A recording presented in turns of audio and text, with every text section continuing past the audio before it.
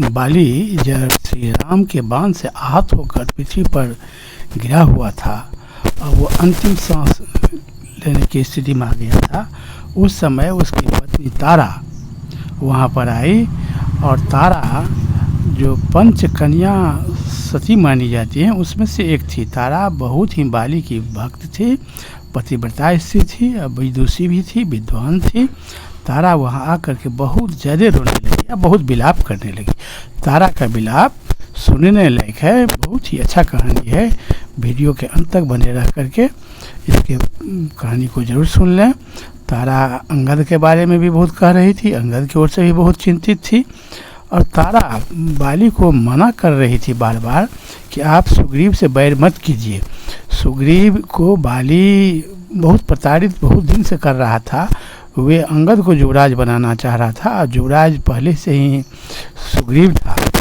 ये सुग्रीव के बाली बहुत पहले से ही बैर रखे हुआ था, जिस पर तारा बार बार बाली को समझाती रहती थी कि आपके भाई बहुत ही अच्छे हैं, इतने अच्छे भाई कम होता है।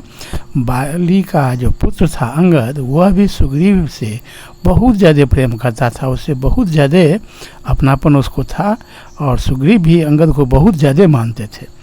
ये सब लेकर के तारा बाली से जब सुग्रीव से युद्ध करने के लिए बाली चला था, उस समय भी तारा बहुत सीरियसली रोकी थी कि आप बाली सुग्रीव से युद्ध मत करने जाइए। अब तो रामचंद्र जी से भी उसका संबंध हो गया है, आप उससे युद्ध नहीं लीजिए, आपका भाई है, आपका बहुत भक्त भी है, आप उसको अपना लीजिए। आप उसको घर से निकाल दिए हैं, यह बात भी अच्छी नहीं है। ये सब पहले बाली को कहती सब बात रहा था।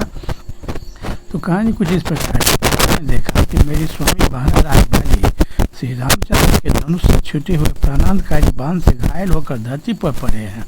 उनके पास पहुंचकर वह भानी उनके शरीर से लिपट गई और वह आतुर होकर विलाप करने लगी। भयानक पराक्रम करने वाले महान वीर वानरराज, आज इस समय मुझे अपने सामने पाकर भी आप बोलते क्यों नहीं हैं?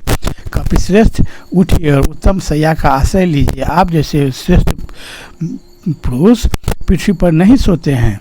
हमको केवल एक ही चीज़ की तकलीफ है कि आपको मैंने बार बार मना किया कि आप भाई से बैर मत मोल लीजिए, कभी नहीं माने और हम ही पर आप लांछना लगाते रहे। आज आपके आपके मारे जाने से मेरा सारा आनंद लुट गया। मैं सब प्रकार से निराश होकर शोक के समुद्र में डूब गई हूँ। निश्चय ही मेरा हृदय बड़ा कठोर है, जो आज आपको पृथ्वी पर पड़ा देखकर भी शोक से संतप्त हो फट नहीं जाता है, इसके हजारों टुकड़े नहीं हो जाता है। वानरराज, आपने जो सुग्रीव की स्त्री छीन ली और उन्हें घर से बाहर निकाल दिया, उसी का यह फल आपको प्राप्त हुआ है। मैंने आपसे जो हितकर बात कही थी कि सुग्रीव से आप बैर मत कीजिए, उसे मोहवश पुत्र मोहवश आपने कभी नहीं मारा, उल्टे माना और उल्टे हमारा ही निंदा करते रहते थे। तो उसके बाद श्री तारा ने कहने लगी, श्री रामचंद्र जी ने दूसरे के साथ युद्ध करते हुए बाली को मारकर अत्यंत निंदित कर्म किया है। मैंने कभी दीनतापूर्वक जीवन नहीं बिताया था, ऐसे महान दुख का सामना नहीं किया था, परंतु आज आपके बिना मैं दीन हो गई। अब मुझे अनाथ की भांति शोक संताप से पूर्ण वैधव्य जीवन व्यतीत करना होगा।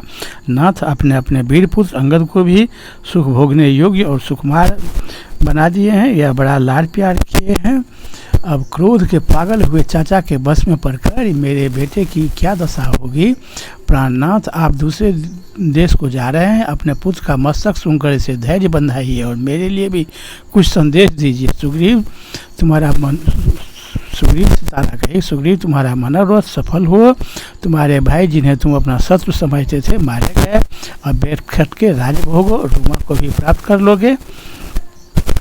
यदि ना समझी के कारण मैंने आपका कोई अपराध किया हो तो आप इसे भी क्षमा कर दें।